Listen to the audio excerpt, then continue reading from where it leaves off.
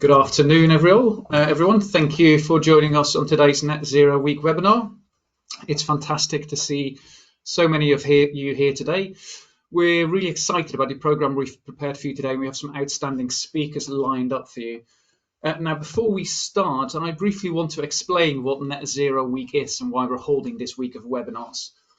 Net Zero Week is a week of webinars by each sector in the BSI Knowledge Solutions team.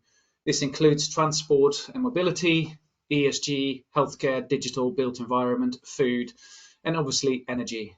So why are we holding a week of webinars dedicated to net zero? As most of you probably know, the UK government became the first in the world to pass legislation to reach net zero by 2050. I think about 145 countries have sort of followed suit. But this commitment was made in 2019, which feels like a long time ago.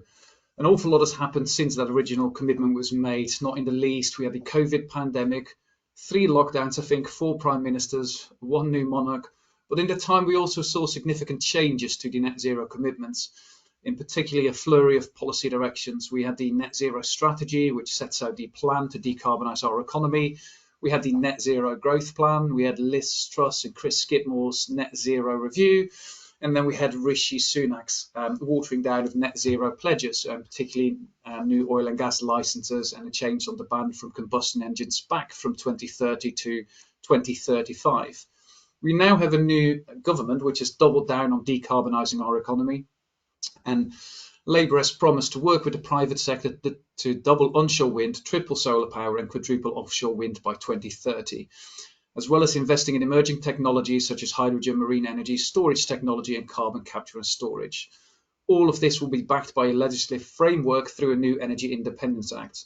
So the UK's journey to net zero is well underway, and it is marked by ambitious policies. And since 2019, we have made significant progress across sectors, yet we obviously still have a very long way to go. And as well as progress, there have been and there are still significant challenges. Globally, net zero is not without its challenges neither, and in particular there are questions about what does a just transition means, questions over the cost of the transition, particularly in the time of higher or rising inflation. And most of us will have seen the farmers' protests across Europe. Needless to say that the US election later this year will also have an impact on the broader global net zero agenda. In short, net zero is probably one of the biggest global socio-economic trends of our time that impacts all sectors and all our lives. It is for this reason that every year we try to look at the impact of net zero across sectors, understand the progress and understand where we are. And this is why we have Net Zero Week. Obviously, energy is one of the cornerstones of this transition, and that's what we're here to talk about today specifically. There is so much going on in this sector, and it's one of the key sectors to decarbonise in order to meet net zero. So we wanted to have an in-depth look on what the sector is doing to achieve net zero. So today, we have invited speakers from key areas of the energy sector, looking specifically at energy data, digitalization and AI, the enablers of a digitalized and decarbonised energy system. So let me give you the context to this webinar. As we're aiming to create a net zero grid by 2050 and a net zero power grid by 2030, we have to navigate rapid changes brought on to a more decarbonised and more flexible energy system. And in this broader context, data is one of the key enablers to not only enhancing operational efficiency and improving grid integration, but ultimately supporting the decarbonisation of the grid. From distributed energy sources and smart meters to advanced sensors technologies, data is being generated at every stage of the energy value chain, and this will only increase. But the challenge now lies in managing this data effectively to ensure not only a smooth, but also a safe transition to a low carbon future. So in today's session, we will explore the opportunities and challenges posed by a digitalized energy system, focusing on the role of data standards and the role they play in fostering innovation while also ensuring reliability and security for our energy infrastructure. So to give you an overview of the session, we'll probably aim for about an hour and a half. We'll start with a scene setting exercise where we look at government priorities and industry trends shaping the path forward. And so we've invited speakers from the Energy Digitalization Task Force, the Department for Energy Security and Net Zero, and Ofgem. We then move to a panel discussion where we have more panel members joining us and where we actively discuss what it means to digitalize the energy sector. So for the scene setting, we have Laura Sanders, Chair of the Energy Digitalization Task Force. We have Laura Schade, Senior Energy Engineer at the Department for Energy Security and Net Zero, and Liam Bennett. And Liam is Ofgem's Head of Energy Systems Digitalization. Before I hand over to our speakers, I probably want to provide a very, very quick overview of why we think standards are essential in this transition and what we see as our role as BSI. So wondering if we can move to the next slide at all. So let's start with a little bit of housekeeping. Do you want to move back slightly? Might as well go through the housekeeping slides. So just to make you aware, this is a listen-only webinar that is being recorded. We welcome your questions via the Q&A function. We will try and answer some of those on the webinar, and those that can't be answered on the webinar will be answered afterwards. You can simply click on the Q&A function button in the side panel and post your questions. Also, if you are experiencing any technical difficulties, we've got a team on standby that can help you, so please submit your issues via the Q&A function. We also have a recording of the webinar, which you get upon completion of the feedback survey, and this is also a CPD recognised webinar, so if you want to get your certificate, you have to fill in the feedback survey and then we'll send you the CPD certificate. So next slide, please. So who are we? We are BSI. We are the UK's national standards body, and we support the UK industry and government with national and international standardization needs. We are the UK's national standards body, and we are the oldest national standards body in the world. We represent the UK interest at ISO, CEN, CENELEC, IEC, ITU, and ETSI. And we are a not-for-profit company, meaning we call ourselves a profit for purpose, meaning that any profit that we generate goes back into the company to support with future standardization needs. We are separate, both from government and industry, which I believe sort of puts us into quite a unique role. We are also apolitical, but we do operate in the national interest, and we have an MOU which has recently been signed with the British government. All our standards work and how we create standards comes from a consensus and consultation based model, so every layer of society can feedback on all the standards that we create. In our function as the NSB, we publish a whole host of standards, about 3,000 each year, but we also withdraw those standards that become outdated. Next slide, please.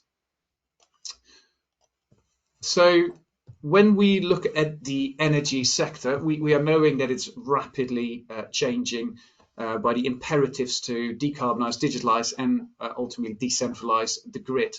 Obviously, we look to meet net zero by 2050, but with Labour's commitment, we look to decarbonize our electricity system by 2030, so rapid change. When we look at the grid, we are starting that already, and I think sometimes people take for granted the change that we've gone through already, and we've brought on board many renewable energy sources. But when we look at the infographic, if you like, on the right-hand side, we are moving from a much more centralized system to a decentralized and decarbonized system down below. What that means is that we essentially will have moving from hundreds of assets on the system to millions of assets on the system. All of those assets will be producing data. For us, it's essential that standards support and accelerate that transition. And so for us, as the national standards body, we try to sort of position us at the heart of that transition and be really proactive to make sure that standards accelerate that transition and not hinder it. And we simply think that without standards, you don't go from A to B. So we think that standards are absolutely essential. So really, as the national standards body, we're trying to put ourselves at the service to support this wider energy transition. Now, obviously, this transition is set against a big backdrop where the sector faces challenges from economic headwinds, geopolitical tensions, and also the urgency of climate change, climate resilience, and adaptation to climate change. So this necessitates a strategic and coordinated approach to really address and support this transition. So from a standards and BSI point of view, we really try to look at some of the big strategic pillars where we make sure that we focus our standards activity. So the first one is really making sure that our standards and our standards work help to enable and hopefully accelerate the transition to a net zero energy system. Our second sort of core focus is to make sure that we create the standards that support the creation of a flexible, digital and future-ready grid, making sure that all the parts are interoperable.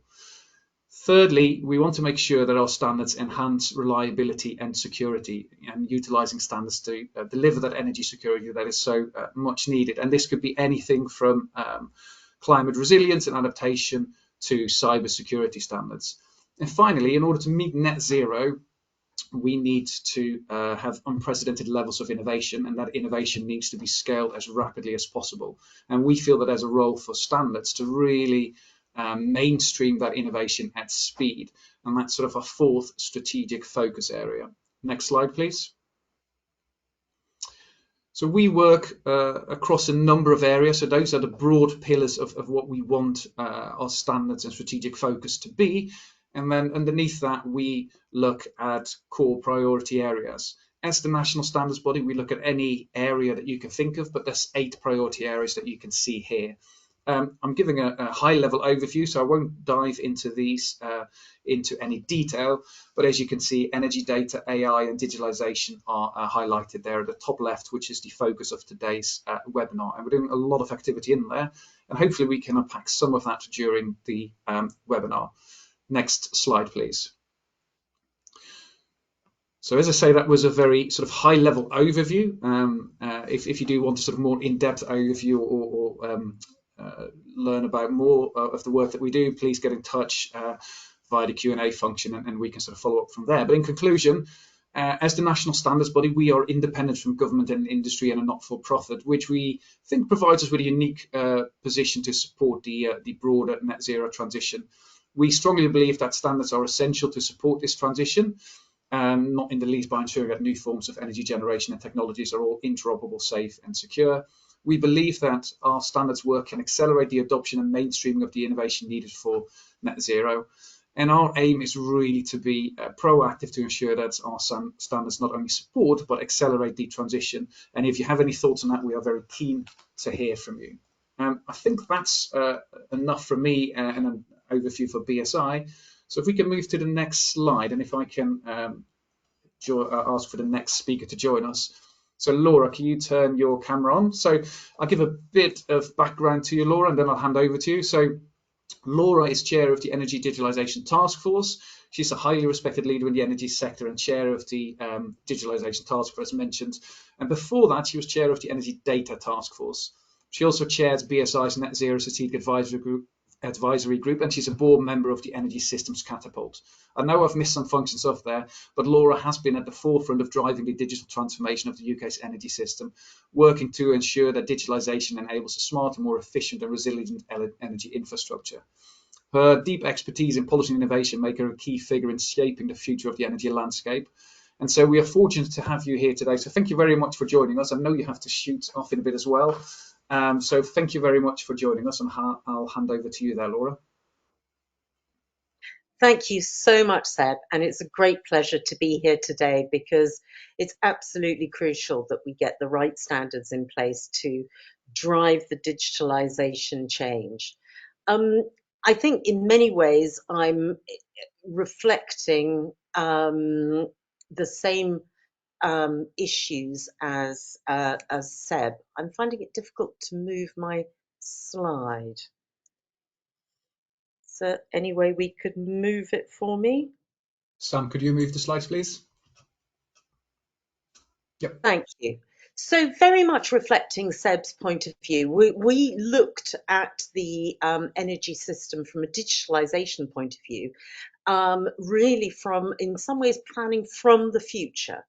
And if we have somebody here sitting in the middle, this lady, the energy sector is moving from being very, very linear to multi-dimensional with many, many assets on the system.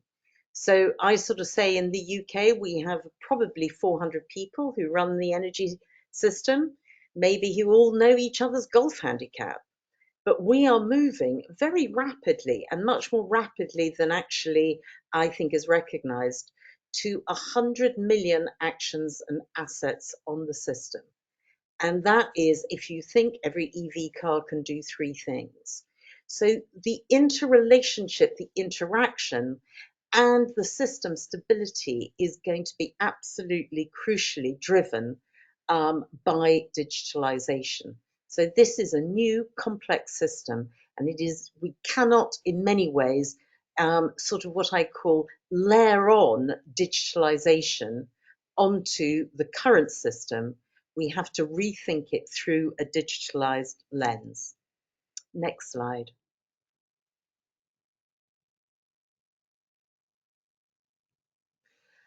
So, as I say, from the 400 to the 100 million, what does this mean for the system?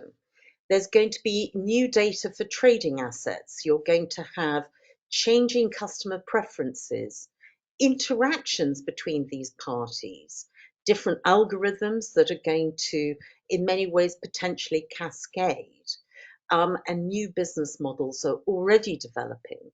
And the system is creaking somewhat under these new actors, new businesses emerging. And we need to ensure that we're absolutely focused on digitalization as an enabler and as an empowerer of this new system. Flexibility is going to be very, very important. If you think that by 2035 in the UK, we will have the number of EVs on the system will be the equivalent to 3 nuclear power stations. So either we can unlock those EVs as being part of the system, or they're going to become, in many ways, a parasite on the system. So how do we look at distributed assets in quite a different way? So our task force was there to set the roadmap to ensure that there was the policy in place, the practice in place, and importantly, and I'll come to this later, the tools that actually will drive us to a digitalized energy system. But fundamentally, one of the key issues that came through right way across all the work that we did is it is about culture change. This isn't the same system as we've had in the past, and we're going to have to change the culture and the understanding of our wonderful engineers to actually start to understand the digitalization journey and what it means for not just what they do, but how they do it. Next slide.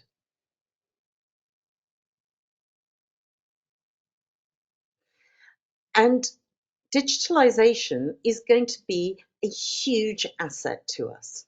So many feel that this is a change that is going to be disruptive. Actually, what it's going to do is deliver us a much more secure and robust system. So it cuts through all business practices, policy, and regulation. And that's why it needs very much to be driven by policy, driven by standards as we move forward, but does need to be open to changing business models, changing customers, and changing assets on the system. So if you think that through digitalization, with all these assets on the system, it will keep the lights on. That will be crucial for the central system operators. Strategic planning. We had an outage about 6, 7 years ago that was actually driven by the lack of visibility of the assets on the system. So we need digitalization to give us that visibility. Flexibility is going to be absolutely crucial to us in many ways, not overbuilding our system and also unlocking all the assets on the system. Digitalization will provide the market signals and system needs, which will be absolutely essential. And then markets and consumers. Consumers will be part of this new system. And if you think of other sectors who've been much more advanced than ours in the energy sector, they have much greater visibility and understanding of customers. And then for those people who run assets, operational efficiency. Again, we have been quite analog in the way we've been looking at our operational efficiency, and digitalization will be a key driver of that. So it delivers efficiency and cost reductions, energy security, and importantly also regulatory and policy oversight. Next slide.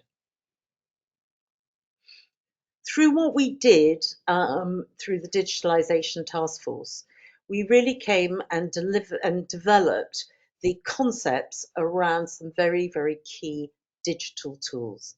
Now, in different countries, these will be developed in different ways, but we felt that these should be public interest assets. They should be very, very thin, but you need customer control and consent. We need to have the visibility of these assets with automated asset registration. Trading platforms are going to have to change quite dramatically to enable all these different assets to engage with them. Asset operations platforms, which are going to be important, and network optimization. But the most important part of this whole process and the digital assets that we're going to, I'm sure you'll discuss, is going to be the digital spine. We call this the HTML of energy, a very, very thin layer of interoperability. Now, these were the proposals that we put forward. You'll be hearing from the team at DESNES, our department, and also Ofgem, and they have really driven these forward. And we're in different phases on each of these assets, but we're moving forward in the UK to really unlock the potential of the new energy system, which will be digitally enabled, but also changed by digitalization. It's an exciting time ahead, and I really look forward to the rest of this webinar, which will be fascinating. So thank you very much, BSI. Thank you very much, Seb. And it's a great privilege and pleasure to be here today and also to be part of the wider BSI family. Thank you. Brilliant. Thank you so much, Laura. Yes, it was a good thing that I noted down. We always think it's going to be disruptive, but actually at the end of it, we're going to have a much more secure and resilient energy system, which we sometimes forget in this broader transition. Now, thank you very much. It's very much our pleasure to have you here, but I know that you're pushed for time, so appreciate it even more that you made the time to sort of join us, so really appreciate that. But I'm probably going to take this opportunity to ask you one question. You've talked about the importance of standards. My question is sort of, what do you see the role of standards, but more so, have you got any messages for us at BSI? You know us quite well. Is there anything we should direct our activity? Is there anything that you would urge us to do? So an easy question for you there. Well, I think standards are really important. I think also BSI and the standards sector needs to be, in some ways, quite careful about at what point you put sort of core standards in place. I think that we need to understand that any standards that we put in place now need to be very agile to new business models, to new approaches. And so, in some ways, it's as much at this stage looking at protocols and approaches, and in many ways, utilize the sector and those new business companies that are emerging to help inform more strongly standard setting as we move through this transition. I think what we need is we need you guys to help inform and in many ways conduct an orchestra of different interests and different people. But to set very clear standards very soon might preempt those new business models coming through. So standards are going to be crucial. I think you need some very basic standards and start evolving and in many ways layering one standard on top of another over a period of time when the sector has matured further. It's very similar to what happened actually in the telco sector, where standards emerged as new business models came onto the scene. Yes, no, thank you very much. And there's something to sort of bear in mind there. We want to make sure that our standards support innovation, and with that, you also have to think when you have to standardize. And you don't want to standardize too early, particularly as you say with some of those new business models coming on. But again, once there's a level of maturity, hopefully we can sort of accelerate the mainstreaming of that. I wouldn't say that you don't need standards now, but Mhm. it's just they need to be very, very, very thin with the ability and the understanding that there is an evolution here that we're all going through. Yes, no, absolutely. And I think actually our next speaker might be able to talk a little bit to that. Thank you again so much, Laura. Really appreciate it. And there's a lot for us to take away there. So thank you very much. Thank you very much. Brilliant. Okay, so from one Laura to another Laura, Laura Schade. I'm going to introduce you, Laura. Laura is the Senior Energy Engineer at the Department for Energy Security and Net Zero. And she's at the forefront of the UK smart grid work. She supports the critical interoperable demand side response programme and oversees various projects focused on digitalization. She's leading in navigating the technical details for, in particular, PAS 1878, alongside her work with other experts from the smart appliances industry. Again, this makes her a key figure in shaping the future of the energy digitalization, and her expertise, and particularly her work on PAS 1878, will make her invaluable for this discussion. So, Laura, are you happy for me to hand over to you there? Yes, of course. Thank you so much, Seb. I'll be waiting for my slides. Oh, yeah, great. So hi, everyone. Thank you so much for having me today, Seb. So first of all, very interesting presentation from Laura just now, and I think she touched upon quite a lot of the things that are important to mention. So first of all, that we are undergoing a big change of the energy system, and digitalization will be crucial to network infrastructure decision making and also the operation of a decarbonized system, which is will be relying on intermittent renewable generation and flexible demand as well. Digitalization will also help consumers and businesses in the journey to net zero, which will contribute to the UK energy security, also lowering consumer bills and also contributing towards economic growth. Just recently, in August 2024, we published the Digital Spine feasibility study, which examined the concept of a data sharing infrastructure for the energy system and also proposed approaches for the design and delivery. And this study was funded through the Net Zero Innovation Portfolio and ZIP. We also published a response to the study with 6 key commitments to launch the development of the data sharing infrastructure for the energy system. We have also an innovation program, which is the Automatic Asset Registration Innovation Program, also part of the Net Zero Innovation Portfolio, which offered up to 2 million to support the development of solutions to automatically register small energy assets and to demonstrate the technical feasibility of a central asset register. And the innovation program will end in March 2025. Next slide, please.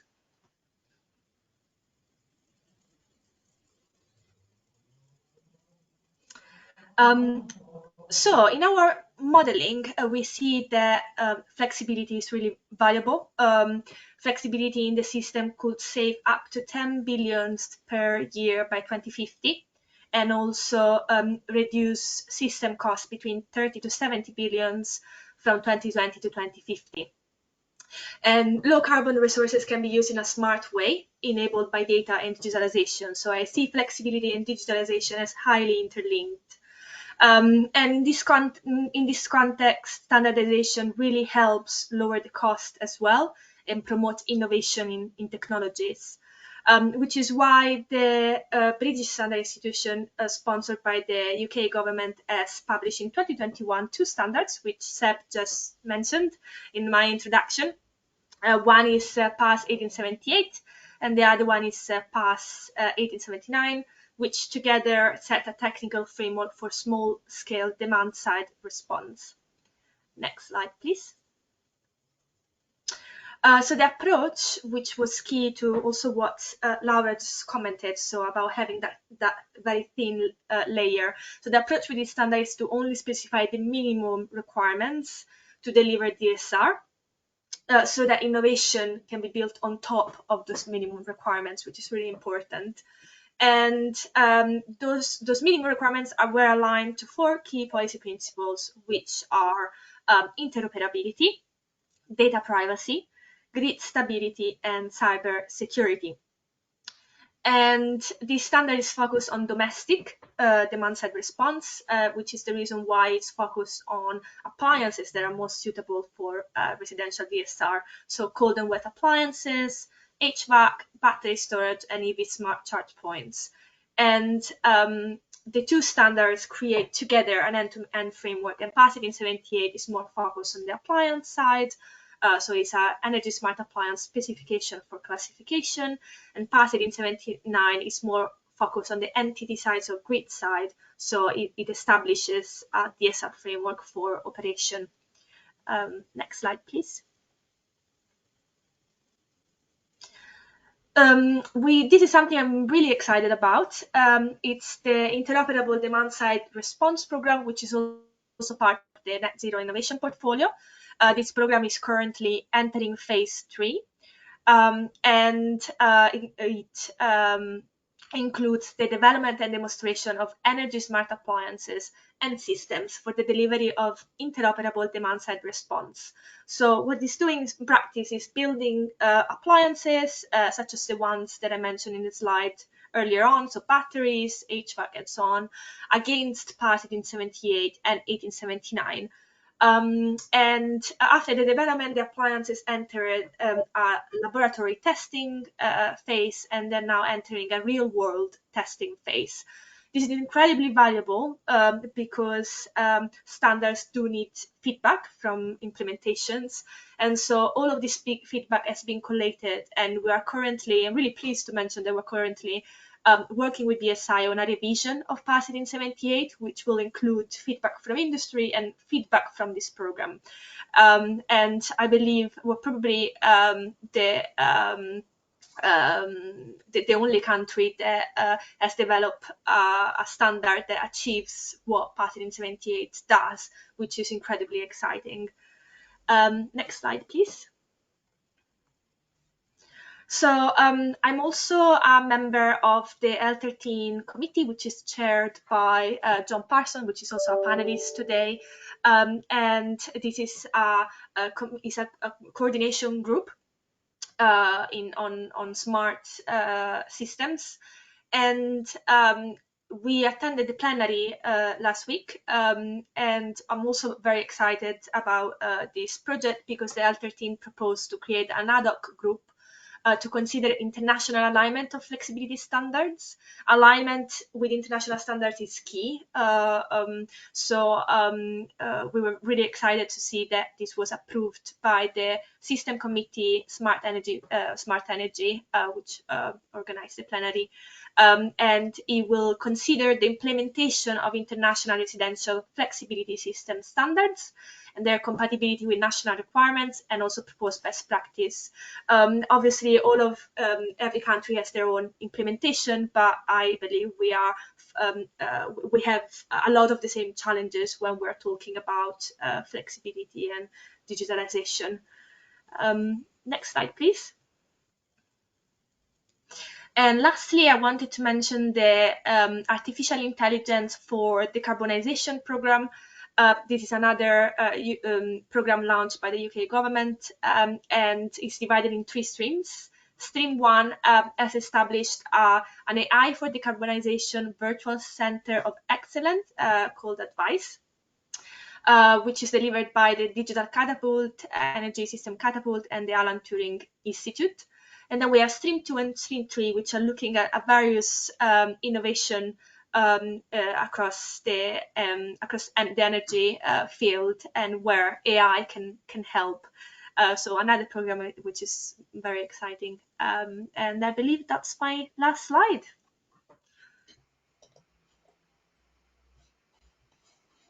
Brilliant. It takes a little while to turn the camera on. Thank you very much, Laura. That's very much appreciated. I have got some questions for you, but what I'll do, I'll ask them at the panel session.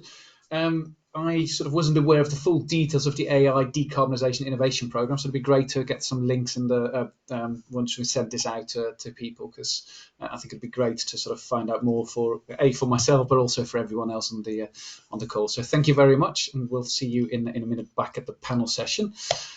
Can I welcome Liam Bennett? So Liam is Ofgem's Head of Energy System Digitalization. and he is responsible for delivering the joint energy digitalization strategy between Ofgem and the government, and it's a vital initiative for the sector's transition to a digital energy system. So Liam, good to see you there. Welcome, and I'll hand over to you there. Perfect. Thanks, Seb, and thanks to the BSI for giving me the opportunity to come along and speak to you all about digitalization today. Laura and Laura obviously have given a very clear summary of, I think, where we are in energy digitalization, and I'll try and dig in a bit deeper on some of the work we've actually done alongside the BSI, looking at what we call the long-term development statement, a way for developer communities to get a better idea of what is happening on the local distribution networks. So next slide, please. So a bit of background as to Ofgem's role in digitalisation. So we work jointly with DESNZ and Innovate UK to execute the energy digitalisation strategy published in 2021, and also to act upon the recommendations of the energy data and energy digitalisation task forces.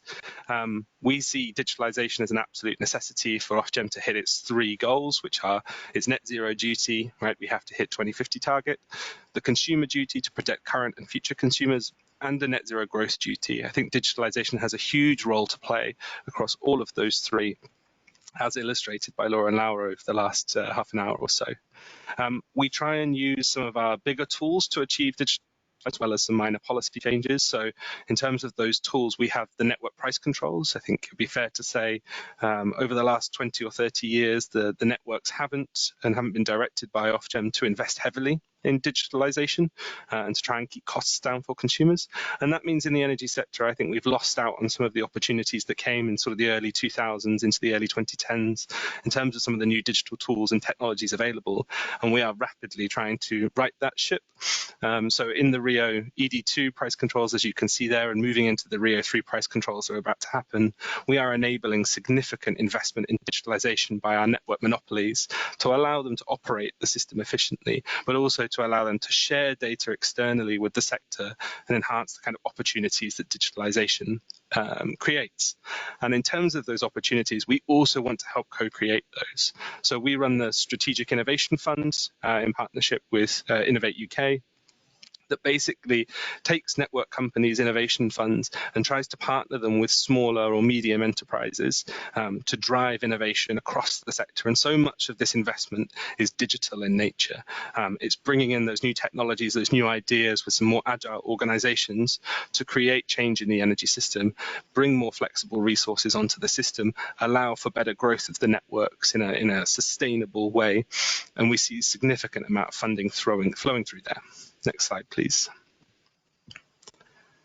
So in terms of what Ofgem are trying to achieve, there are a number of policy teams across Ofgem and across DESNZ specific issues in the energy system that are thinking about what data needs to be shared at what time, under what conditions. And this is kind of the classical approach to digitalization within the energy sector. What me and my team are trying to do is, at the same time that we're dealing with those kind of use cases, those bespoke issues, we're trying to say, actually, if you look across them all, there are some commonalities that need solving and some opportunities for digital infrastructure to be put in place, much like Laura said from the recommendations of the Energy Digitalization Task Force. So we really see our role as putting in place that digital foundation. We've put that in place initially through something called data best practice, which has pushed the network companies to start sharing energy data more openly. I just saw today, I think, there was a really great example of the aggregated smart meter data that the DNO's published. You know, someone's produced a tool that brings all that data together so that the developer community can get stuck into it and create some insights based on how consumers are behaving in the energy system, which is great to see. But increasingly, what we're seeing is the real value use cases in energy need data that can't be shared openly. Sometimes it's personally identifiable, sometimes it presents a critical national infrastructure risk if it's shared, or sometimes it's purely, a commercial risk that wouldn't be in the interest of consumers to share. So we're trying to work out how we find the way for the right organizations to get access to that data at the right time, but with as little friction as possible. I think we've got quite a lot of high friction processes within the sector, which are great for security and privacy. We need to find a mixture, I think, to make sure the right people have access to that data. And so we have 2 consultations live at the moment that you can go and find. Well, one just closed on Friday, actually, on the data sharing infrastructure. So been described here as both a data sharing infrastructure and the digital spine, same concept. So we are putting in place a governance regime around that. And on the consumer consent mechanism that Laura talked about in terms of the recommendations from the Energy Digitalization Task Force. Governance and some of those pieces of infrastructure, that's within our realm to direct organizations to create in the sector and make sure they're accountable back to consumers. Next slide, please.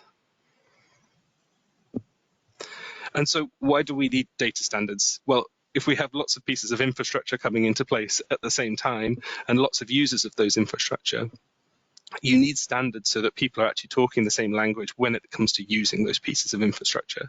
So consistency and interoperability between licensees within the energy sector, but even just smaller organizations as well, is still poor. I think it would be, and we want to improve that. We want to make sure that when you look at low voltage networks, when you look at the transmission networks, when you look at consumer devices in the home, those are described consistently within the energy sector so that we can actually fulfill the functions that need to be fulfilled and that data can be shared in a more seamless way. We think that data needs to be more efficient and accurate than it currently is, so we're putting into place incentives for companies to provide higher quality data in more timely fashions. And then transparency and accountability. For too long, the operation of the energy sector has been behind closed doors, again, keeping it safe and secure. But there are so many more organizations now that have to interact with the energy system and want to provide opportunities for consumers to interact with the energy system, that we need that transparency and we need that accountability of the organizations delivering the energy system, so that digitalization can actually effectively fulfill its role. And we see these kind of really playing out in 3 strong areas at the moment. I think we've already talked about flexibility markets and how devices can communicate, but we're also thinking about some of the major reforms to system planning at the moment. How do those organizations that are undertaking those plans have the right data available to them at the right time? And on connections, how does the developer community actually understand what's happening on the low voltage networks and know where and when they are realistically going to be able to get a connection to the network? Next slide, please. And that last question leads us into the long-term development statement. You'll hear me refer to it as LTDS. We love an acronym in the energy sector, but this one does help me a little bit. And so, as I said, distribution networks, traditionally, we haven't understood very well what is happening on the more granular level, both at a DNO and a developer level. As the DNOs get greater visibility of what is happening on the low voltage networks, as we incentivize the collection of more data on those networks, we think it's important that data is reflected back out to the developer community so that they understand how they can connect. The LTDS has been in place for quite a long time now, sort of 10, 15 years or so, and has had a meaningful impact, we think, particularly with the capacity heat maps that the DNOs publish. However, we think there's a need to make this data more interoperable and more useful for external stakeholders. And we've been undertaking a consultation process for the last few years to change actually how the fundamental modeling of the grid happens at the distribution and transmission level. So back in April this year, we made a decision to introduce the common information model as the standard grid model for the GB energy system and all the variations that will entail. And the DNOs are currently implementing that. So next slide, please. So why the common information model? Why have we pushed this forward? Well, it's used across many other countries and many other sectors, and our firm belief is that when we're introducing data standards to the energy sector, we should start out international and sector agnostic, and then work our way down through levels of specificity. If we can pick something up that is used in other sectors, that is used in other countries, it improves the interoperability of data. You need specificity, absolutely, and you need extensions, but if we can all talk the same language, we can exchange services and energy between ourselves in a much and the SIM is used, as I said, across different energy sectors in Europe, but also globally and in different sectors. And it supports that common framework for data exchange. We think it's a good fit for the data types and structures that are used within the energy sector in terms of the actual assets of the energy system, but also on the interoperation between the transmission and the distribution networks. And also it's just been shown as a very good tool for grid modeling, for actually providing those insights to those who want to understand what is happening on the grid not just receive raw data, but receive insights based on this modeling approach. But this has left us with a tricky question that we're still grappling with. Who should own the Great British implementation of the SIM standard? We've driven forward the consultation process, but we don't think we have the necessary expertise to hold a standard, and we think it's sort of a stretch of our role. The network operators, so the DNOs, these are the people that are using the standards day in, day out, but there is risks that if they drive those forward, we could get a GBSIM implementation that suits the DNOs but does not suit the developer community or the transmission operators. Should this just be the technical experts in the space, those who know the SIM inside and out? They are great, absolute, wonderful repositories of information, but do they have the necessary authority within the sector or within the system to give that overall responsibility? Which brings us on to the BSI, I suppose, as the owner of the SIM standard at GB level and reporting up into the IEC. And we're in a conversation at the moment between the BSI and between some of the network operators of how exactly does that standard get managed that suits both the energy system but suits GB as a whole over time. And these are not simple discussions. They will not be done quickly. As Laura said earlier, they need to be done flexibly, and that will take some time to implement. But we think we're on the right path there. We're introducing over the next couple of months and years, and hopefully you'll see much more in this space in the coming time.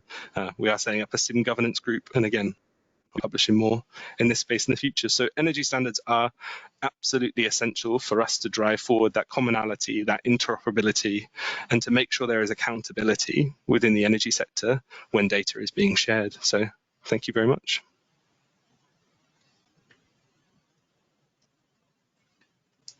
Brilliant. Thank you very much there, Liam. That was really, really good, really insightful. I think I've learned a lot there. You also made a stronger case for standards than we at BSI did. And I agree with you. As a sector, we love our acronyms. Probably one of the things that I did take away, and I'll probably ask you some questions at the panel session. But you sort of mentioned how can we make things more useful. I think that probably should be something that we should challenge ourselves at standards bodies as well, because as sectors evolve, everything becomes more digital. I think standards need to sort of undergo a similar sort of innovation cycle, really. So obviously standardization is great, but how can we make them more useful, I think, is something that I'll take away. I probably want to introduce the other panel members now, and then move on to the panel session. And the panel members are going to briefly introduce themselves. So we've got three additional panel members: Caroline Chibalushi, Scott Coe, and John Parsons. I'm going to start with Caroline. I know you've prepared a brief presentation, Caroline. Welcome. Just to introduce you, Caroline, you work for Innovate UK. You're an expert in AI with a PhD in computer science. She plays a pivotal role in advancing AI adoption across the UK, connecting organisations with R&D capabilities from all the top universities and research councils that we've probably known. And with her involvement in numerous AI-related initiatives, she brings a wealth of experience on the role of AI in transforming our energy system. So are you okay for me to hand over to you there, Caroline? Yes, thank you so much. And thank you, BSI, for inviting me here. I just wanted quickly to talk about AI and standards in energy systems. And my main thing here, oh gosh, the slides are going faster than myself. Do you want to circle back, and do you want Sam to control it? Sam, do you mind? I think it's better Sam to control it. Yeah, next. So next slide, please. And before that, I think start from the beginning. Yeah, this is the first slide. Yeah, thank you. So I just wanted to talk about AI and standards for energy systems. I think the two Lauras and Seb himself have mentioned that we need to manage the data which is coming from these energy systems. And the two Lauras really insisted how digitalization is very, very important. I wanted to also stress on artificial intelligence for energy systems, and I'm going to look at three areas, which is optimization, predictive maintenance, and smart energy. In terms of optimization, I will just give an example of smart grids, and I will look at grid security, grid stability. In terms of smart grids, AI can predict energy demand and adjust the supply in real time. This will reduce the outage and improving efficiency. You can remember that the first Laura said that there was outage at some point whereby because there was no visibility. So AI here can help quite a lot. In terms of grid security and stability, AI can detect and respond to anomalies in the grid, again, preventing outages and also improving overall stability. There's issues to do with integration and renewables, because we don't want the demand and response to be delayed, or the system to start to think for a very long time, because the consumers wants to see the energy carrying on supplying their systems or their manufacturing systems. So AI can forecast weather patterns, for example, optimize the integration of renewable energy, and then balancing it out, balancing the supply and demand more efficiently. Now, I think Laura shared mentioned on the standards or areas where the policy consultation is on now, where she mentioned on interoperability, data privacy, grid stability, cybersecurity. And I think when I look at it on my diagram here, standards, there's already standards which are on that area of safety, innovation, security, market access, for example, interoperability, efficiency, consumer confidence, and regulatory compliance. These are in areas whereby maybe they are not related to AI, but they can be either adopted or adapted to cover the areas where AI can support the energy systems. And the main thing here is that we can look at AI and standards and understand how there's a synergy between AI and standards in energy systems. And I will look at these three particular items here, which is standardized data formats, and also best practice, security, and safety. In terms of standardized data formats, this will ensure data generated by different parts of the energy system is standardized, making it easier for AI algorithms to analyze and optimize the systems. And then the best practice, standards can codify best practices for implementing AI in energy systems, ensuring safe, reliable, and effective deployment.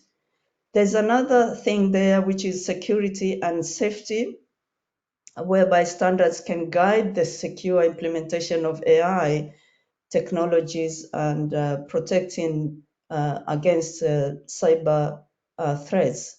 So if you look at all these things, they have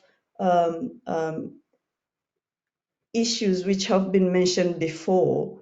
Then if we move to predictive maintenance, there's data there from sensors which can analyze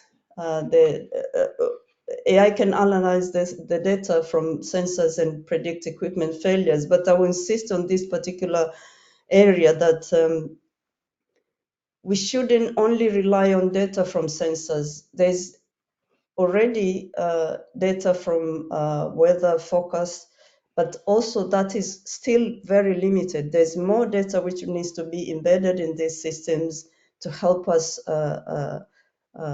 be accurate, and also the energy systems to be very, very reliable. For example, the movement of people, you remember when people were moving from London, for example, to go to other areas during the COVID, those can also be embedded in the predictive maintenance because the systems or equipment will work harder if there's more people. There's smart energy, which the two Lauras have mentioned, and also there's Liam who has just finished talking about these things. The consumer effectively manage their own energy use, cost saving, and also satisfaction. And also, Laura mentioned about analyzing market trends, leading to more profitable and stable energy markets. Next slide, please. So I want to take an example of how AI and standards in energy systems can work well, and I'll take an example of small modular reactors as an example. Next slide. So I think I can't remember if it's Seb who mentioned that we are in energy trilemma, and this will take us to an energy transition. In this energy transition, we will have to make sure that we conquer these three items here. The first is security, the second is sustainability and affordability. When we talk about security, we know that the energy dependence is not a good thing. We just saw it when there was Ukraine war. And also sustainability. Everybody in the world at the moment is trying to move from fossil to non-fossil. Affordability is not only the amount of money we pay as a bill. There's a lot of other issues which we need to look at. For example, to decrease the healthcare costs due to reduced pollution and more. So these trilemma are already there, and the only candidate which I can think of which is best is the nuclear energy. Next slide, please. So, and the nuclear energy, I'm thinking of small modular reactors to be the best one. And of all the low carbon energy sources, nuclear power is one of the few, if not the only one, that can generate at scale all the main energy carriers, electricity, heat, and hydrogen. And also SMRs have got more advantages than that. They are nuclear fission reactors and small size, and the output also is small. They're cost effective, space efficient, easy to manage as well. Next slide.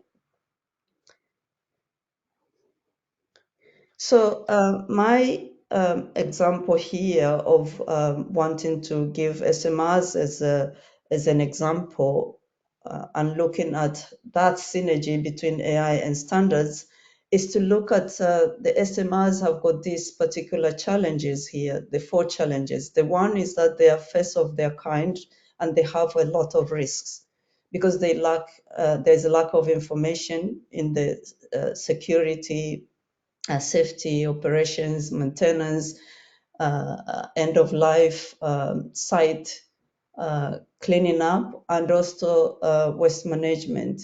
With all these, because there's no data also, which is very well shared, it's very, very difficult to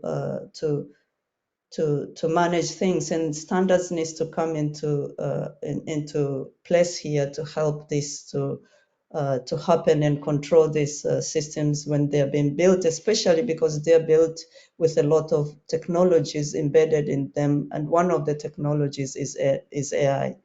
There's a problem also of time and cost estimation to complete SMR projects. And it has proven over a number of years, more than 30 years now, that we don't know the time limitation from the time of starting to build them up to the time which they are going to be in use. The diversity, there are more than 80 design types from fusion to microreactors. And also fusion and microreactors are included here. And if you look at these 80 designs, we need the standards to kick in as soon as possible so that you can start to standardize how people are designing these SMRs and also how they are embedding AI in them.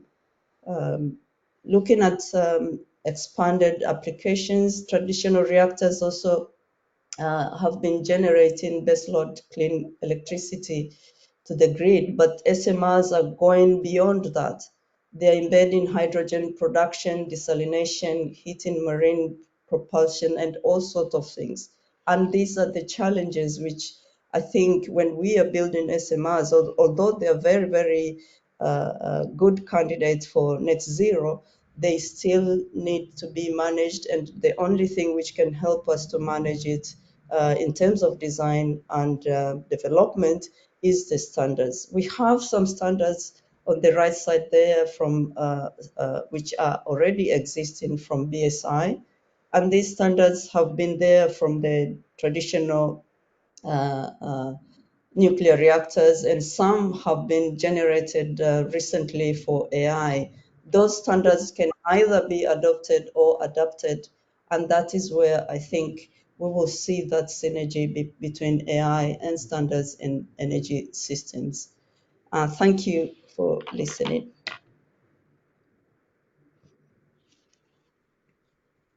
Brilliant. Thank you. Thank you very much there, Caroline. That's very, very useful. And small modular reactors are very much on our radar. But that was a very good illustration of the integration between AI, particularly in those emerging areas. We're going to jump to the panel session in a bit. So I just want to welcome one of the other panelists, Scott. Scott Coe. And Scott is the founder of Grid Optimize and a highly respected consultant to key industry stakeholders, including Ofgem, if I'm not mistaken. So Scott is deeply involved in international standards, particularly as an active member of the IEC, where he leads efforts on the digital twin work, and particularly been working closely with my colleague Abby on the digital twin white paper and more with these sort of global partners there. And his extensive expertise in the common information model and digitalization strategies makes him a leading voice in helping to shape the energy sector's future. So, Scott, are you happy for me to hand over to you there? Absolutely. Thank you, Seb. All right. So why am I here and what am I talking about? So I am here to talk about a white paper called Virtualizing Power Systems, How Digital Twins Will Revolutionize the Energy Sector. This paper is coming from the Market Strategy Board. The Market Strategy Board is a group of technology leaders that each year decide on an important topic to dive into, and a white paper is generated.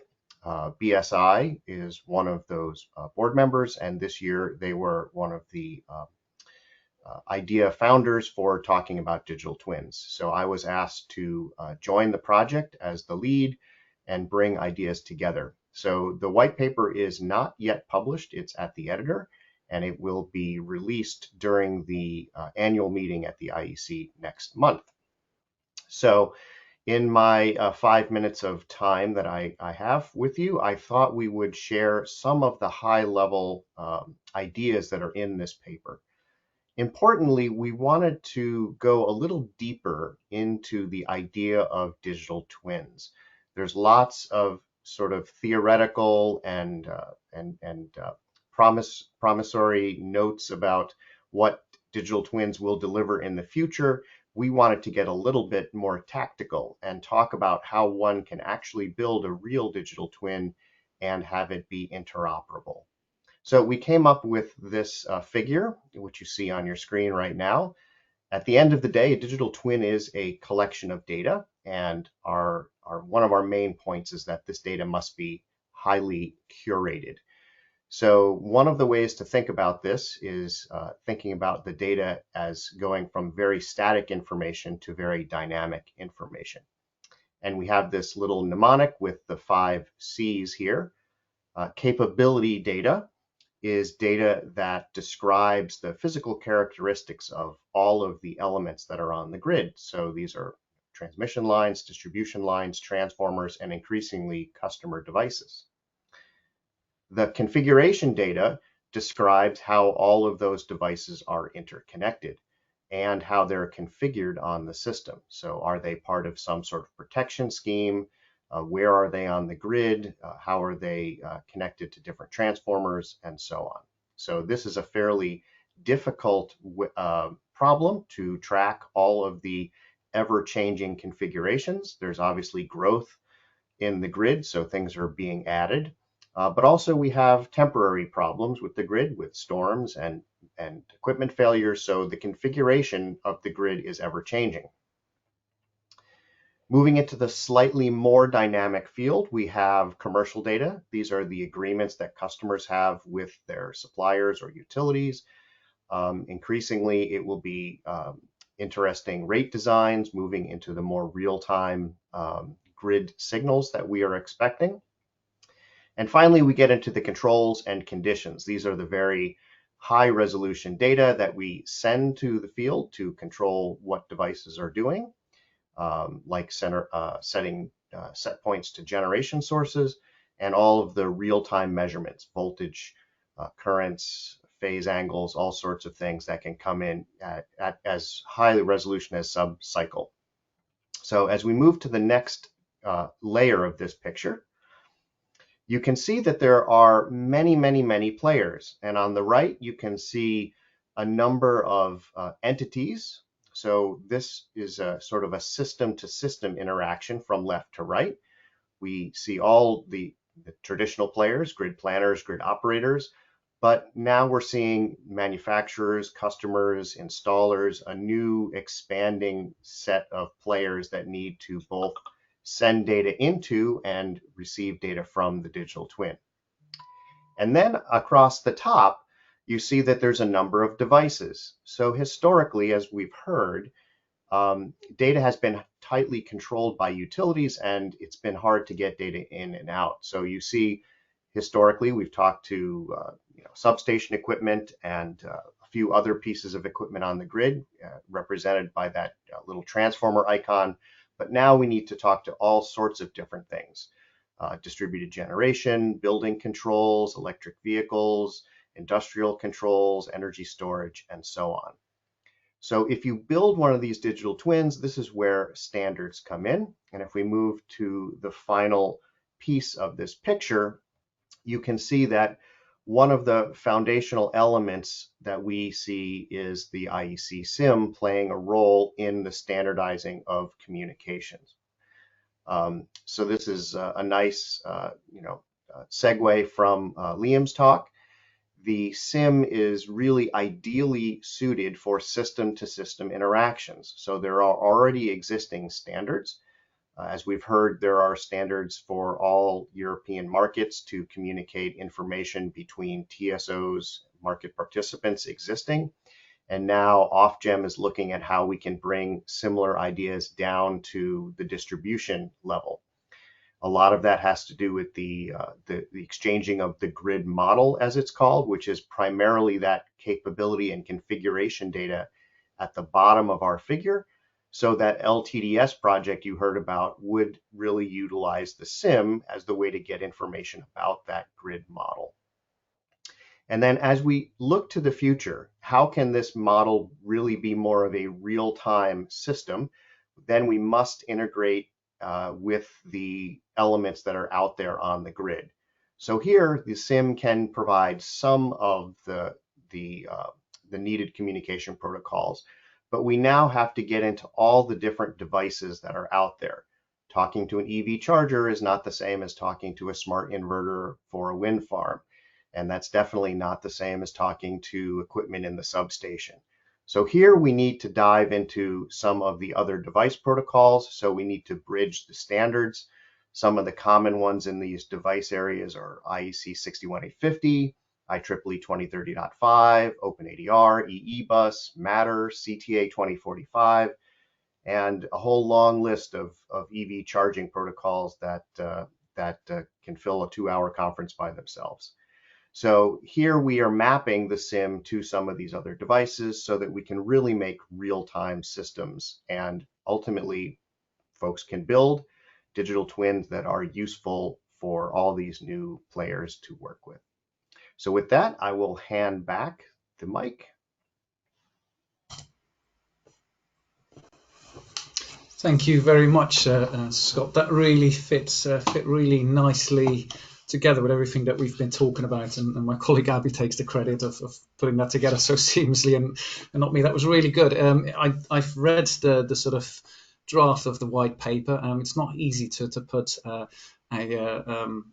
very large white paper into 4 slides. I think you've done an excellent job there, and I really look forward to reading the white paper when that comes out in October, and hopefully we can put a link to that on the distribution list. I'll invite you back in a minute. I'm just going to ask John Parsons to turn his camera on and introduce himself. So John is the chair of our L13 Smart Energy Systems Coordination Group.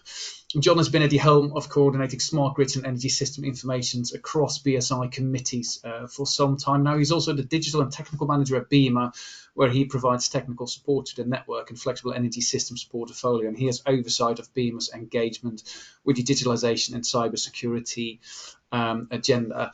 You've also been instrumental in PAS 1878, John. So welcome, and I'll hand the mic over to you. Thanks, Seb, and thanks for inviting me today. So, yeah, I'll just say I've got a couple of points I want to put across really in my introduction. One is flexibility is nothing new. We've had Economy 7. Most people will know Economy 7. We grew up with it. It's a fairly familiar concept. It's the idea of managing loads to match network capacity. We've been doing it with power stations to matching supply and demand. It's nothing new, but it's facing new challenges. The government policy and planning design, as Lara was pointing out, is looking for flexibility as a very valuable asset, and it's expecting to see it from industrial, commercial, and residential areas.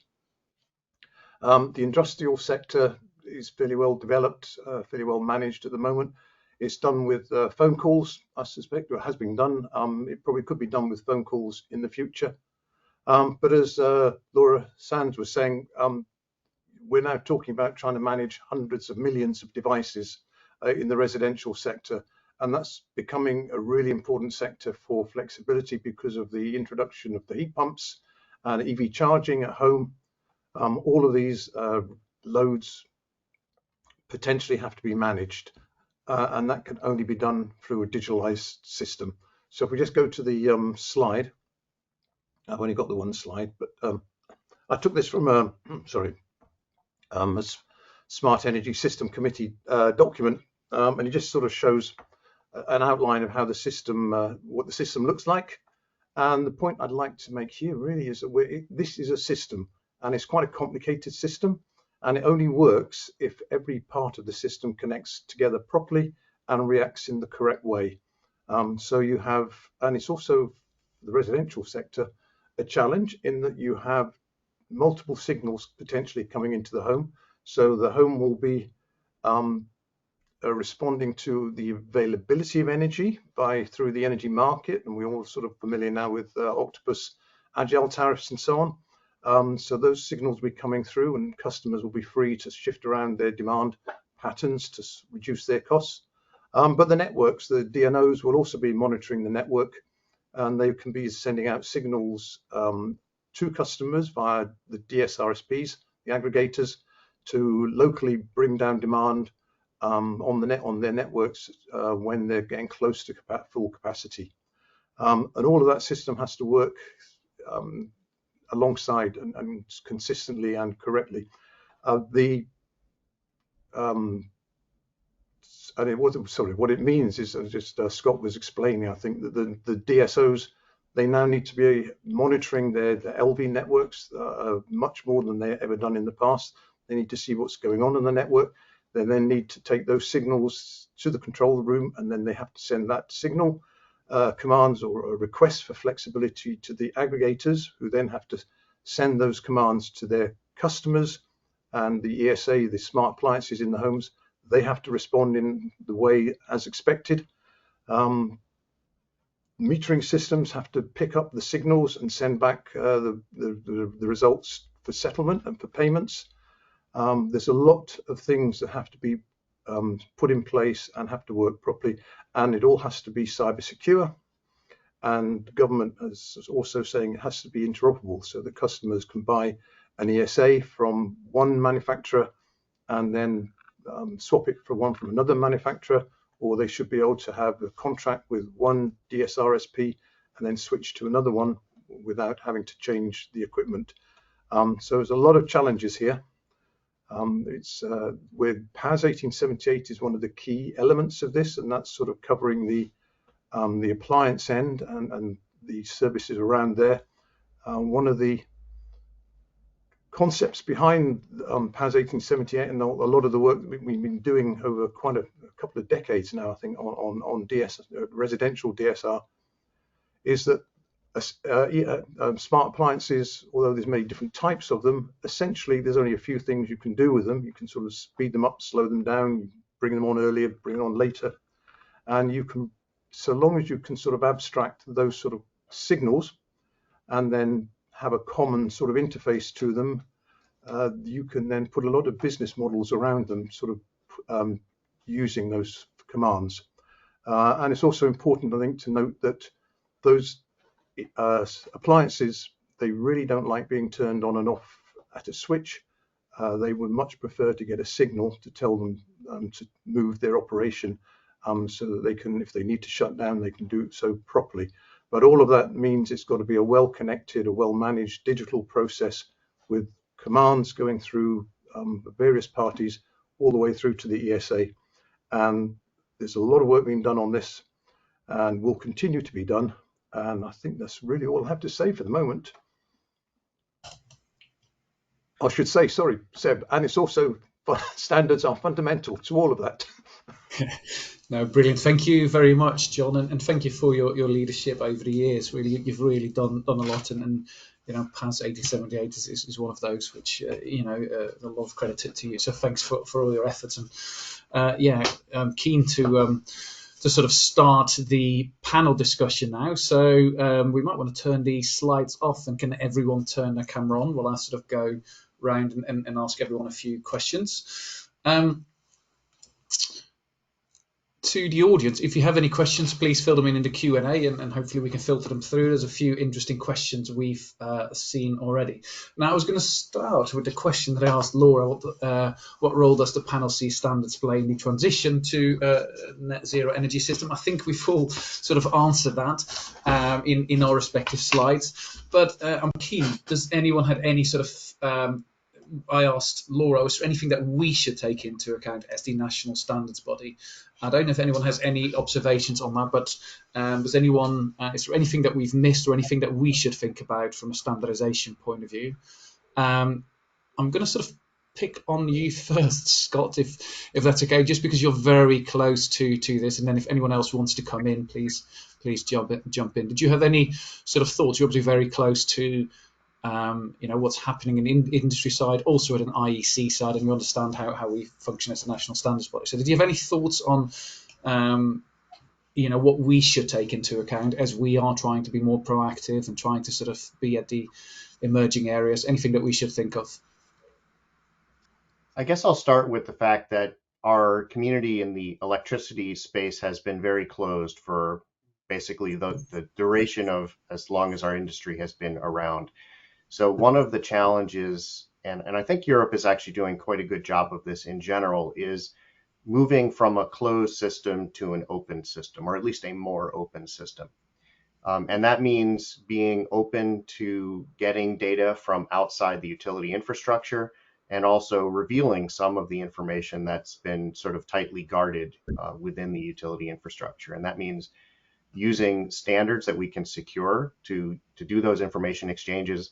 And it also means looking at a larger space of standards. So it's not just what we're looking at right now. We need to know how to get information from other domains.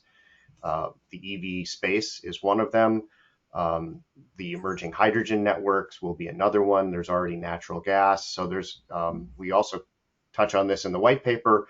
There's a bit on what we're calling digital twin coupling. So as we build electrical system, digital twins, we have to interface those with the other domains, because we're becoming much more of an integrated system with the rest of the world. So hopefully there was a nugget in there that you could find. No, there is, and actually, I know Laura Sands isn't on on the call, but when she worked at the energy, or when she chaired the energy digitalization task force, she was sort of insistent on having more representation from outside the sector, because she felt that sort of would drive innovation. I don't know if anyone else wanted to come in on that. Did they have any points on things that we should consider? Caroline, I can see a physical hand over there. Yeah, this is something which is very tricky, but I will have to throw it on here. It's to do with that BSI is building very good standards, which everybody and every business needs to follow.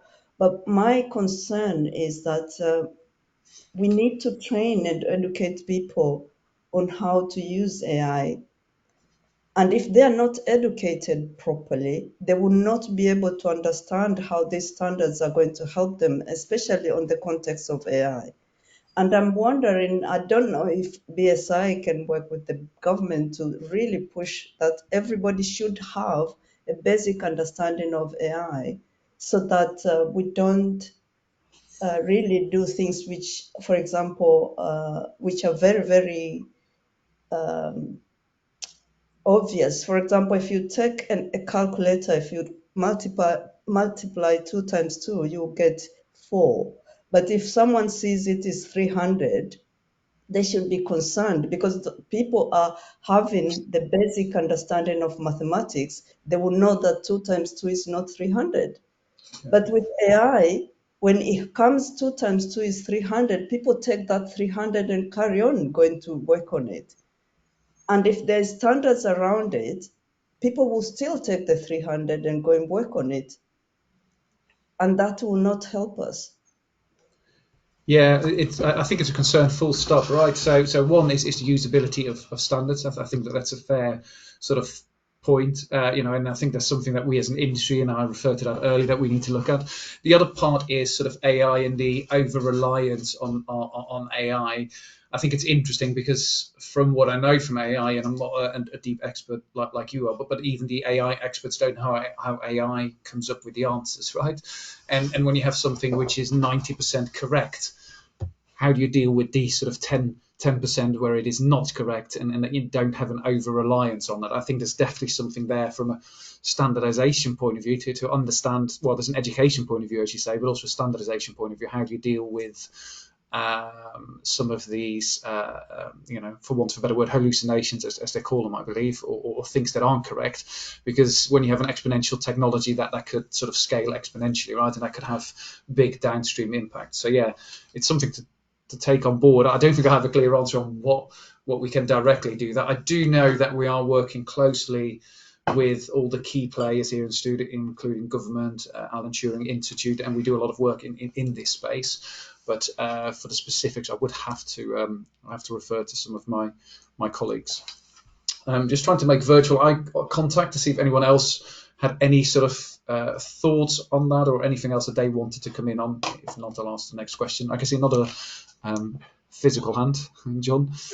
Just a quick point, Seb, the hobby horse of mine is we're moving to a world where everything's based on data, especially the data coming from sensors outside of the networks, which are reasonably well managed, I think. But there's really important that standard defines what the data items mean from all the different manufacturers, different protocols, etc. If you sort of say voltage or you say temperature or something, it has to mean the same thing, and that has to be defined in standards. Otherwise, you're going to have digital twins with sort of getting wrong data going into them, or inconsistent data. It just won't work. Yes, and I hope some of that, Scott, you are looking at sort of the ontologies, and then how do you sort of quantify that, and you don't want sort of digital twins to become an incorrect representation, or not knowing what that means. Did you want to come in on that at all, Scott? Because you turned your microphone off. That's exactly the point of, or one of the main points of our paper, is that common understanding, semantic understanding of data is important. Even if you use different protocols to send information around, once you get it back to the human level, everyone understands exactly what the data means. Yeah. No, absolutely. So I've got a question for you, Laura. So obviously we have a number of standard solutions, and some of those are fast track standard solutions. I must say that they're fast for standards, right? And possibly not, fast as in how sort of everyday business would sort of consider that. And, we need to go through consensus-based process and public consultation. So they take some time. And then the question is, how does the government plan to balance the need for rapid technological advancement, and AI is obviously moving at breakneck speeds, and the requirements for clear and effective standards, especially in areas like we've discussed, AI, digital twins, potentially past 1878. I think you talked about the iteration of 1878. So keen to see if you have any questions on that. Yeah, that's a really good question, and also a difficult one because, as you know, drafted standards can take time. You need to reach consensus, and it's not something that you can do very quickly, especially if problems are complex. But I believe that the technological advancement and standards are closely linked. It's really important, as we mentioned, that standards only set the minimum requirements for technologies so that innovation can be placed on top. But at the same time, over the past 15 years, we had quite a lot of standards for decarbonizing technologies like solar panels or wind energy technology. But what I believe is really missing is more system standards for integrating these technologies into the decarbonized world. So there is still a lot to do, and there is an increasing need for standards. For example, on balancing renewable energy with the electricity grids, also strategies for implementing flexible EV chargers. So there is this need for standards to integrate technologies together. So I see the two parts of these technologies and standards as helping each other. So it's really important, although I understand that it can take some time to do this. Also, AI and digital twins are going to be an instrument. It's really important to ensure that these technologies are safe and reliable. This is somewhere else where standards can help. But at the same time, we also there is an urge to advance technological innovation. So, for example, the AI program that I mentioned is one of the routes how we're doing this. Something very important also to reflect on is international standards and collaborating with international standards bodies, so ISO, ITU, and so on, because there is a lot of technological advancement, and it's really important that this happens in a way that is compatible internationally. So this is something else that needs to be considered when one actually works on national standards as well. So this adds time. But I think we're getting there. There is a lot more to do, but we're doing our best. So I'm very positive in regards to the future. Yeah, and I think there's a role for national standards body to do more there, dare I say, but on a public sort of forum. But I do think we have the technical committees that also look internationally, and I think there's more for us to say actually what is going on internationally, right? We to align where is good practice emerging elsewhere. And the other thing that you were saying is something that I've been playing with for a while. What are the system standards? What are the overarching frameworks that some of these things fit into? Because then you can start evolving certain standards and know that you've got your basic flexibility standards in place. Yes, you might sort of evolve that, but you know that at least there's a structure in place rather than single standard here, single standard there, right?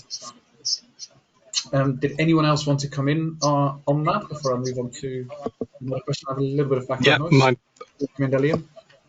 Am I right to jump in, Seb?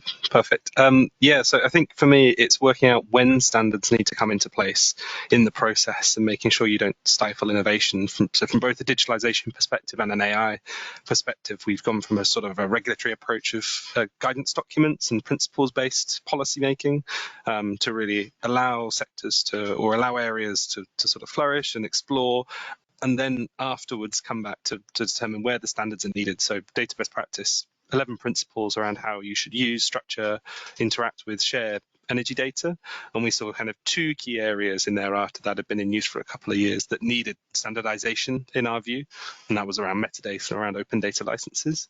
And then that allowed us kind of a more streamlined process rather than trying to at the start of the process bring 11 different standards into place, work out what was needed, focus on two, and then integrate those. So I think that's how you can get a bit faster as well with your integration, whilst letting industry kind of explore places in a way that's safe for consumers, obviously.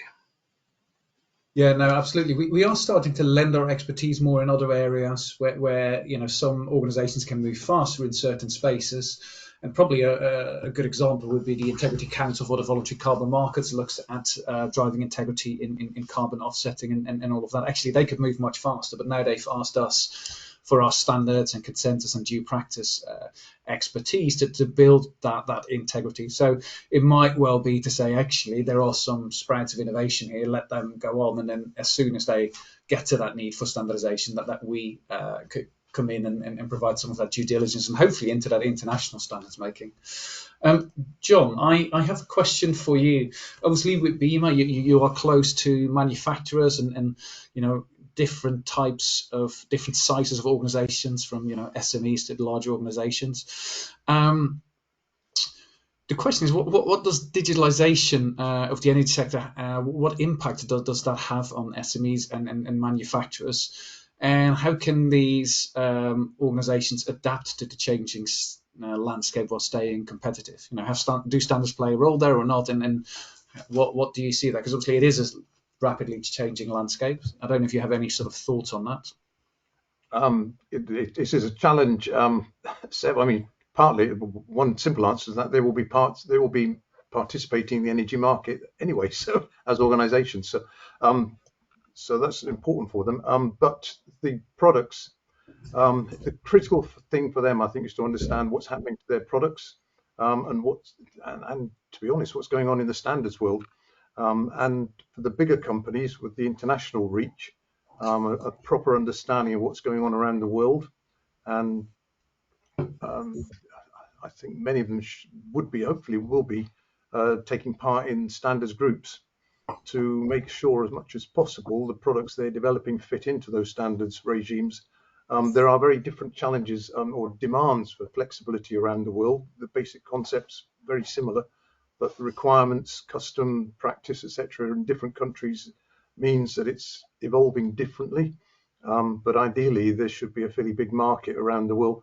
I do think there will be, I think, conversation just been having, there will be core elements of the standard of the regime flexibility, which will be defined and fairly tight.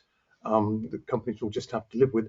There will be areas, I think, which there will be a lot of scope for differentiation and innovation and so on. I think the customer interface, to be honest, will be one area where there's a lot of scope, I think, for novel thinking and innovation. How do you present all of this to customers, allow them and not make it a very complicated system for them to deal with, but a good sort of, or fairly straightforward dashboard probably, that does a lot of the work for them. Yes, and I saw a lot of thumbs there raised as you were speaking, so you've got a lot of agreement there. Yeah, I think it was interesting, and also through your organisation BEMA and some of the stakeholders that we spoke to, I think they were often looking at some of this as a bit of a competitive advantage, right? They were looking at actually past 8078 in particular. Some of them were saying actually want to make appliances that are sort of flex ready, that they called it. So I think that there's probably a number of things there where we think it could be, particularly standards and standardization could be beneficial for them. I think it is, communication from us is also a key, what is going on in this space. Does anybody else have any sort of thoughts on that? Take silence as a no. Liam, I was going to ask you a question. The question was, what are some of the difficult questions for regulators in this space? My feeling is that actually it might all be difficult questions, because actually, the transition is a very, very big sort of transition, and it's fundamental, and it's happening at speed. So I'd imagine it must be tricky for regulators to navigate this space, and exciting at the same time, I suppose. Yeah, lots of challenges to solve, but they're fun ones to solve, at least. I think the biggest challenges for us are around equal access to data in the energy system. We have some pretty legacy frameworks around data access that need unpicking and redesigning, and I think that takes quite a lot of work from us and quite a lot of policy processes. Sometimes our policy processes themselves can't keep up with the pace of change, just for the hoops we have to jump through. So we have to find ways around that, or to allow sort of flexibility by companies in the shorter term to innovate and play around, and then we will kind of retrospectively introduce guidance and regulation. I think data security is going to be a big challenge for us. We've obviously pushed for a sort of open by default approach, noting that that is a strain on data security and on critical national infrastructure. We think we've put the appropriate in place around what should and shouldn't be shared, but that will always be a bit of a moving feast on what the risk appetite is for the country and for consumers.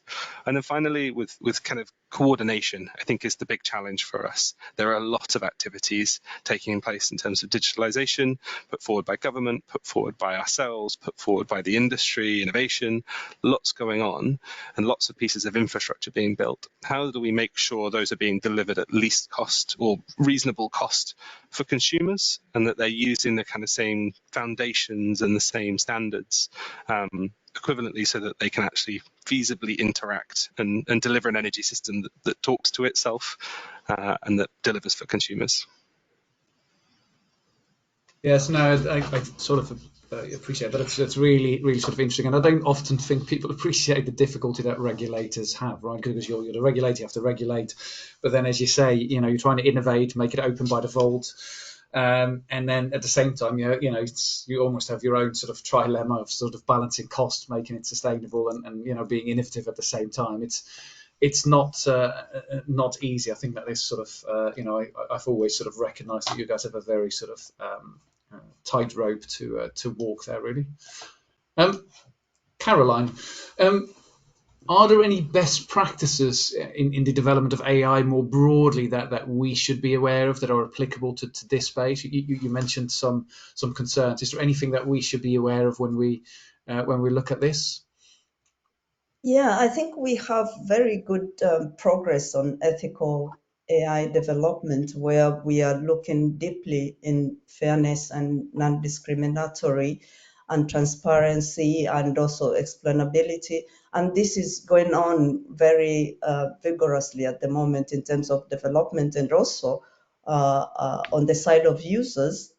Users are required to be to inform and seek consent, and make people aware that whatever they're using, or the system which they're using, is driven by AI. Also, AI governance and regulation industry standards. Yeah, you can see that AI industry is working towards a set of universal standards and best practices to guide ethical development. And governments are increasingly involved in regulating AI, with an emphasis on ensuring safety, transparency, and also accountability, which is a really good thing. One thing which is still, I think, is still behind is sustainability, energy efficiency, and also resource allocation. I think there's someone who asked a question to do with data centers here. And data centers, they are not only energy inefficient, they are also water. They really, really rob water from people surrounding those areas. So one thing which needs to be done, they need to be regulated, but I can see they have started to think of also using small modular reactors to help them to be energy efficient. So I think they are moving towards that area, but it's becoming that maybe the SMRs will be too expensive. They might decide to use renewable to run the data centers, but definitely they need to be regulated because they're using a lot of energy. And the other thing is that they are constantly on, and they are not, the issue of resource allocation is not well managed. So that is another issue. The other issue which I was to talk about is human AI collaboration. So we need to look at AI as an augmentation of automation. And people are starting to just sit back and wait AI to do things for them. And that is not a good thing. And that is where also the training needs to come in. People need to be trained that to use AI systems effectively and safely, and they should know that this is something to help them, not to make decision for them. So there is a lot of progress in these areas, but we are lacking two things here, which are not um, they are not well managed, or we are not driving them well, which is sustainability and also the training and education. Yeah, no, thank you for that. And the sustainability of AI and the energy use is something that I have been keeping an eye on, more so from what does that mean and what's the impact of that. But the augmentation of AI to support us obviously provides sort of great opportunities. I've worked out how to look at to view the questions from the audience. So a few sort of questions from the audience. Laura or John, keen to see if you guys have any sort of thoughts on this. There's a question which I think from the Manchester Metropolitan University saying, how will digitization increase resilience of the system, as the more the energy system is digitized, the greater the pathways / open doorways for failures due to cybersecurity risks? How will digitization deliver a more secure and robust system, as the more it is digitized, the greater the cybersecurity threats? So I thought I'll start with an easy audience questions. Did you want to take that, John? I'll go first. I was on the train to Paris last week, and I was going across the plains, northern France, and just rows and rows and rows of wind turbines. And I've always worried about this problem myself, because clearly we're increasing the attack surface hugely. But actually, you think about it, the energy system is becoming incredibly distributed, and actually, there's lots and lots of small generators, which, if you can get the control system designed properly and get the cyber protection measures properly done, it's actually quite a robust system. I think actually potentially more robust than it is now. So I'm hopeful. Yes, I had a similar sort of feeling on that. Laura, did you want to come in on that? Yes, so that's a good question. So I resonate with what John just mentioned, but also it's really important to implement appropriate cybersecurity measures. So we're doing a lot of work internally on cybersecurity to ensure that we have the right mitigations in place, because our system is changing. So we do need to assess this and do risk assessments all over again. But also at the same time, we do not have to, we can't forget of the benefits that we have with digitalization in terms of resilience and robustness of the energy system. Some of these benefits come, for example, from improved monitoring and control. So you can have real-time monitoring now, which allows you to detect issues quickly. Enhance efficiency. A lot of these digital tools can optimize energy production and distribution, can reduce waste. You can predict when the maintenance is required through AI. So yes, of course, we need to think about cybersecurity measures, but at the same time, we can't forget about all of the benefits that we're gaining at the same time. Yes, and I always felt that once it becomes more distributed, you do lack that single mode of failure. So, John, to your point, that's how I felt about it. Yes, you need to have the cybersecurity standards in place and protocols, but you won't have that single mode of failure. Caroline, I saw a physical hand go up there. Did you want to come in on that? Yeah, I just wanted to say that this is where the standards can guide the secure implementation of AI technologies, actually, because if we have those standards, they will help to protect against cyber. Yes. No, absolutely, and that's why we think it's essential. Scott, I saw a digital hand up. Yes. I completely agree with the distributed nature comment, and assuming we do that right, that does distribute our risk a bit. I do want to highlight the challenge that we're asking our grid operators to go through here, because our grid is, in my opinion, going to become much less stable because we're moving from a system where load was completely fixed and our generators could follow the load to, in the future, a system where the generation is completely variable and the load has to follow it. So we're asking our grid operators to completely turn the business upside down, basically. So there will be stability problems inherent in that. So I think, understanding what the utilities are going through and how we can help them is important to also consider. Yes, yes, and that's why I do think that consensus-based, model of creating some of those standards is so important.